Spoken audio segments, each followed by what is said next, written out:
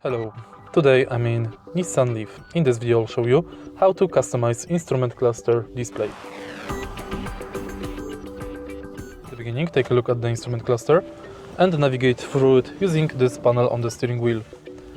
Next, go to the settings and go to customize display. Here you can select main menu selection.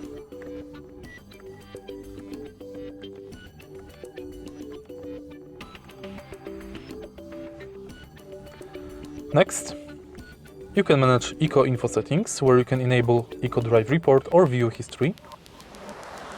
Next, you can enable alerts for navigation, enable cruise screen transition, and enable or disable welcome effect of gouges and animation. If you find this video helpful, please leave like, comment and subscribe.